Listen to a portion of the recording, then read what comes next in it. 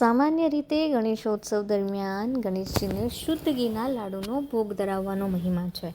પરંતુ જો તમને એવું કહેવામાં આવે કે સુરતની એક શેરીમાં ગણેશ મંડળ દ્વારા આખા ગણેશજી જ શુદ્ધ ઘીમાંથી તૈયાર કરી દેવામાં આવ્યા છે, તો તમને જાણીને ચોક્કસથી નવાઈ લાગશે.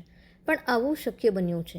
સુરતના મંછરપુરા કોલસાવાડ વિસ્તારના 11 યુવક મંડળ દ્વારા 75 કિલો શુદ્ધ ઘીથી ગણેશજી તૈયાર કરવામાં આવ્યા છે.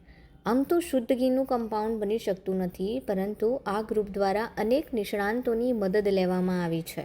મારું નામ છે રાકેશભાઈ જરીવાલા. અમે લોકો આમ તો પાછલા 2 વર્ષથી વિચારતા હતા, પણ અમારી પાસે જે 2 વર્ષથી કોઈ એવા માણસનો કોન્ટેક્ટ નહીં થતો હતો.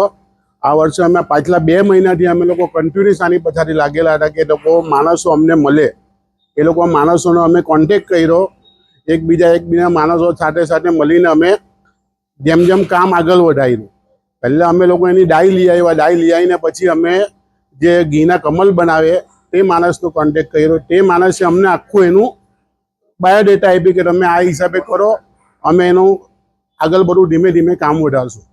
ખાસ શ્રાવણ મહિનામાં મહાદેવને ચડાવતા ઘીના કમળ વિશે તો સૌ કોઈ જાણે છે, પરંતુ પ્રથમવાર જ સુરતમાં ઘીના ગણેશજી જોવા મળતા લોકો આશ્ચર્યમાં મુકાઈ ગયા છે. જેમ લોકોને ખબર પડી રહી છે કે ઘીના ગણેશજીની સ્થાપના કરવામાં આવી છે, તેમ તેઓ દર્શન માટે અચૂકથી જઈ રહ્યા છે. 100 દિવસ પહેલાં અમે કોઈ ઘી લાવીને રાખ્યું, પછી એ ભાઈએ અમને બધું કરી આપ્યું અમે મેનેજ. એના માટે અમે 3 ટનનું એસી લગાવ્યું છે કે મૂર્તિ એવી ને એવી જ રહી, ને એસી અમે લોકો 24 કલાક ચાલુ રાખીએ છીએ. તેની સૌથી અગત્યની બાબત એ છે કે ગણેશજીને બનાવ્યા તો મૂર્તિકારે જ છે, પરંતુ તેમાં એક મૂર્તિકારનો હાથ નથી. ડાઈ બનાવવાવાળા નિષ્ણાંત, મૂર્તિકાર, બીબાના નિષ્ણાંત અને ગ્રુપના સભ્યો વગેરે દ્વારા મળીને ગણેશજીનું આ ઘીવાળું સ્વરૂપ સાકાર કરવામાં આવ્યું છે.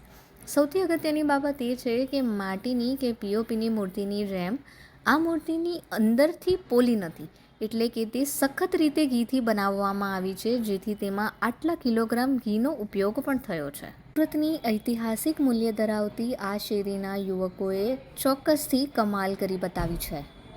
મારું નામ દીપેશભાઈ ચેવલી છે. અત્યારે અમારું 11 યુવક મંડળ છે. ગ્રુપના ઓછા દરેક નાના મોટા થઈને 50 થી 70 છોકરાઓ છે. એમાંથી અમે શુદ્ધ ઘીના 75 કિલો શુદ્ધ ઘીના ગણપતિ બનાવવાનું નક્કી કર્યું હતું.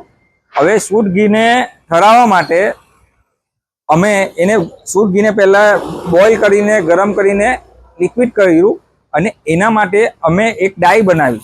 એ ડાઈમાં એ બધું ઘી એ કરીને એ આખી બિલ બોડી એની તૈયાર કરવામાં આવી. ગણેશજી સાથે અહીં રામલલ્લા પણ વિરાજમાન છે, અને સૌથી અગત્યની બાબત એ છે વિસર્જનને દિવસે આ ગણેશજીને પણ વિસર્જન સ્થળે લઈ જવાશે, જ્યાં તાપી માતાના પવિત્ર જળનો છંટકાવ કરી તેમને પરત લવાશે, અને ત્યારબાદ તેમને પીગાડીને થતું જે ઘી છે તેને મંદિરમાં આપી દેવામાં આવશે. એ તૈયાર કર્યા પછી એનો આખરી ઓપ આપવા માટે અમે જે ઘીના કમળ બનાવવાના સ્પેશિયાલિસ્ટોને બોલાવ્યા હતા, અને દક્ષિણ ગુજરાતનો સર્વશ્રેષ્ઠ આર્ટિસ્ટ છે તેની પાસે આંખ ને બીજું નેચરલ જે છે તેનો આખરી ઓપ આપ્યો હતો.